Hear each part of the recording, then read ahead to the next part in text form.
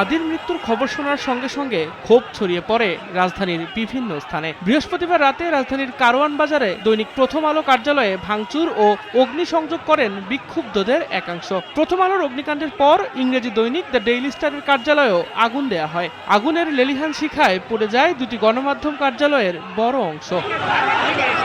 পরিস্থিতি নিয়ন্ত্রণে ঘটনাস্থলে পৌঁছায় সেনাবাহিনী। রাতভর চেষ্টা চালিয়ে শেষ রাতে আগুন নিয়ন্ত্রণে আনে ফায়ার সার্ভিস। রাত পেরিয়ে সকালে আলো ফুটলেও ভবন দুটিতে থেমে থেমে আগুন ও ধোঁয়ার কুণ্ডলী দেখা যায়। প্রায় 10 ঘন্টার চেষ্টায় আগুন পুরোপুরি নির্বাপন হলে প্রথম আলো ও ডেইলি স্টার কার্যালয়কে ক্রাইম সিন ঘোষণা করে পুলিশের অপরাধ তদন্ত বিভাগ সিআইডি।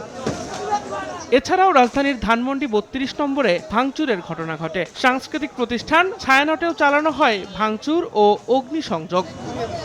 রাজধানীর বাইরে রাজশাহী ও চট্টগ্রাম সহ দেশের বিভাগীয় শহরগুলোতে বিক্ষোভ ও ভাঙচুরের ঘটনা ঘটে। ডেন্টিস্টের পরামর্শ নাও নতুন কোলগেট অ্যাক্টিভ সল্ট।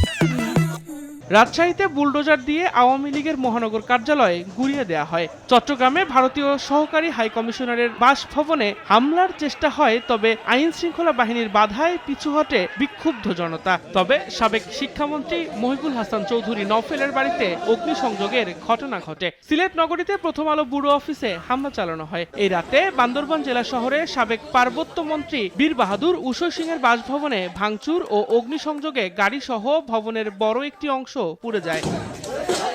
প্রথম আলো ও ডেইলি স্টারের ওপর হামলাকে বর্বরোচিত আখ্যা দিয়ে পত্রিকা দুটির সম্পাদকের সঙ্গে টেলিফোনে কথা বলেছেন প্রধান উপদেষ্টা ডক্টর মোহাম্মদ ইউনূস। এই হামলা স্বাধীন গণমাধ্যমের ওপর হামলার শামিল বলে মন্তব্য করেন প্রধান উপদেষ্টা। এদিকে আজ দুপুরে এক ফেসবুক পোস্টের মাধ্যমে গণমাধ্যমের ওপর হামলা ও সারা দেশে সহিংসতার ঘটনায় তীব্র নিন্দা জানিয়ে পূর্ণ ন্যায় বিচারের আশ্বাস দিয়েছে অন্তর্বর্তী সরকার। এদিকে গতরাতের হামলা ও অগ্নিসংযোগের ঘটনায় নিন্দা জানিয়েছেন বিভিন্ন রাজনৈতিক দলের শীর্ষ নেতারা। গণমাধ্যমের নিরাপত্তা নিশ্চিতে আহ্বান জানিয়েছেন জাতীয় নাগরিক পার্টির আহ্বায়ক নাহিদ ইসলাম।